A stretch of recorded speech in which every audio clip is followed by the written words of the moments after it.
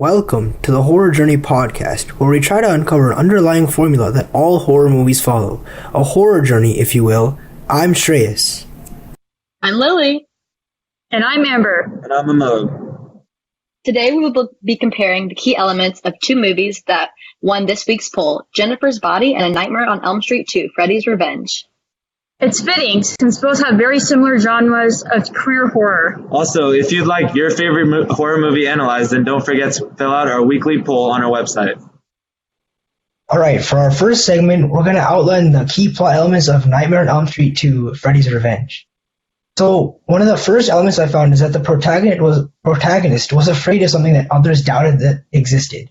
And in this movie, it was Jesse and his nightmares. His parents really didn't think that his nightmares were any actual problem. Another element that I found was that Jesse's fear became stronger as the movie continued. So his nightmares continued to feel more and more realistic.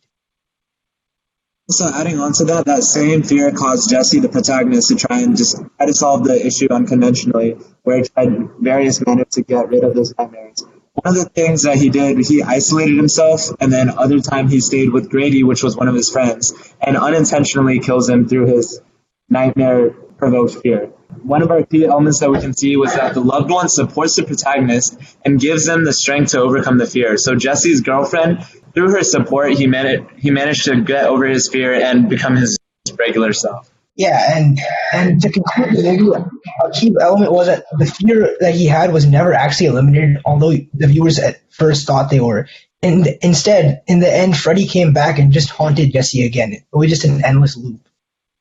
All right, so for our next movie, Jennifer's Body, some of the key plot elements that we found in this movie were, in the very beginning, the first thing that the horror movie tries to do is paints a picture of a very normal, very average teenage life.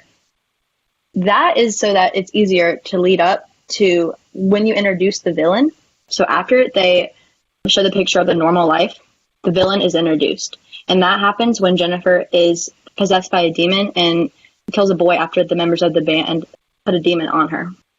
Usually after the introduction of the villain, such as in Jennifer's Body, we found that conflict was caused, and this got the protagonist involved. So in Jennifer's Body, Needy, the protagonist, finds out that Jennifer is killing boys in the town. A second key element is after that, the villain escalates conflict, which is when Needy starts killing more and more boys. After that, a love interest is added for additional conflict. In this case, Jennifer plans to kill Chip, which is Needy's boyfriend. And then, towards the end, there was a life and death battle with the villain. In this scenario, Needy fights Jennifer. After the life and death battle with the villain, there's either the defeat or the success of the villain. So in this case, Needy ends up killing Jennifer, but sadly her boyfriend Chip ends up dying. And then after the villain is gone and it's the calm after the storm, they show the life after the conflict. But right before the movie ends, they decide to put in a last-minute plot twist. This plot twist in Jennifer's Body was the case where Needy escapes the insane asylum she was put in to kill the band and has some of Jennifer's powers. Now that we've seen the horror journeys of both films, Nightmare on Elm Street and Jennifer's Body, let's compare them to see if either movie fits the mold of the other. Just as in Nightmare on Elm Street, the protagonist is afraid of something that others doubt exists. For example, in Jennifer's Body, Needy's boyfriend Chip doubts that Jennifer has been possessed by a demon. And additionally, in both films, you can see that the fear becomes stronger and the villain escalates the conflict throughout the movie. For example, in Jennifer's Body, Jennifer results in killing more boys. Another similar element is when fear causes the protagonist to try and solve the issue unconventionally. Needy researches how to kill Jennifer and then asks others for support. Following this, a loved one supports the protagonist and gives them the strength to overcome the fear. This is seen in Jennifer's Body in the ending scene when Jennifer tries to kill Chip. And that gives Needy the strength and motivation to finally kill Jennifer. Following this, fear was never eliminated and comes back for an ominous ending. This element is seen in Jennifer's Body when the movie ends with the audience finding out that Needy gained some of Jennifer's powers, and Needy escapes the insane asylum with the intention to murder the band that originally possessed Jennifer with the demon. I think it's safe to say that Jennifer's Body follows the plot of Nightmare on Elm Street 2. Now Lillie and I will do the same to see if Nightmare on Elm Street 2 has the same plot elements of Jennifer's Body. For one, in Jennifer's Body, they show a picture of a normal life. This is similar to what happens in Nightmare on Elm Street 2. Jesse is moving into a new house, making new friends, and he's dating a cute girl. Another element of Jennifer's Body is that there is an introduction of a villain through fear. This also happens in Nightmare on Elm Street 2, as Freddy appears in Jesse's nightmares and causes him to lose sleep.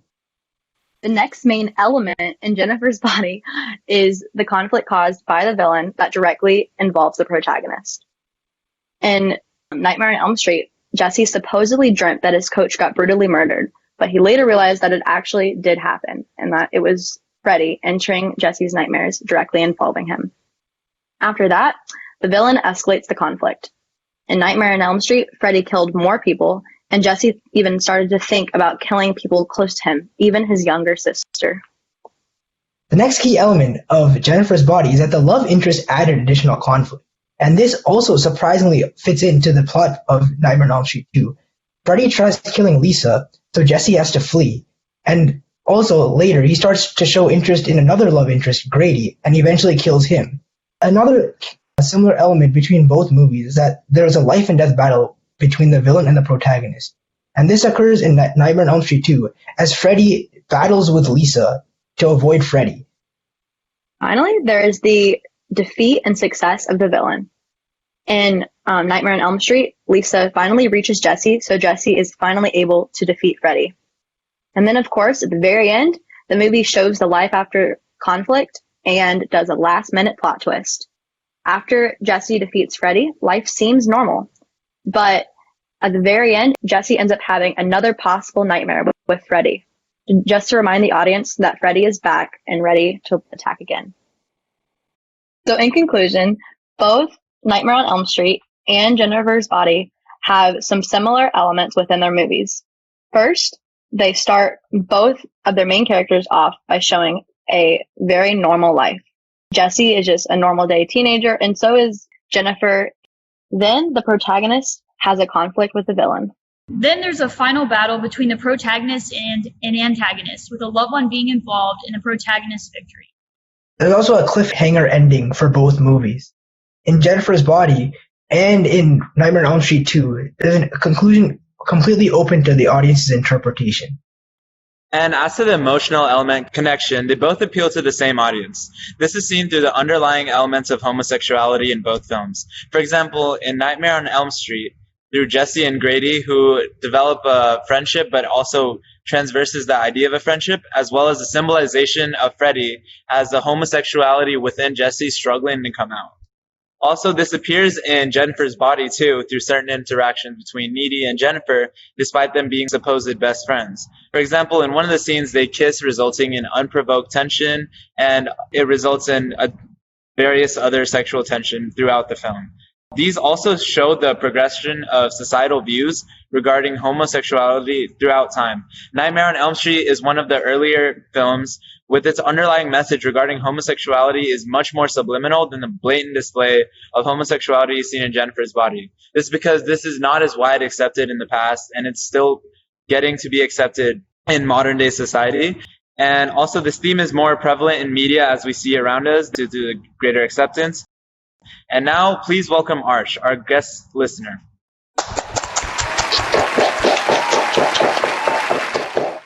We brought in Aarsh here today to weigh in. Based on what you heard, do you believe in the horror journey? I gotta say, y'all give compelling evidence.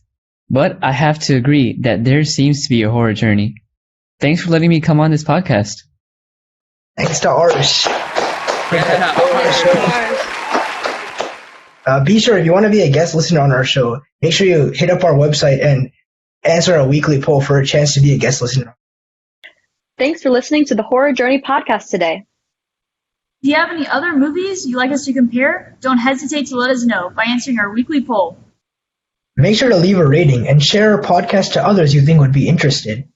Last but not least, we hope you have a ghoul day. That's how they make me so happy.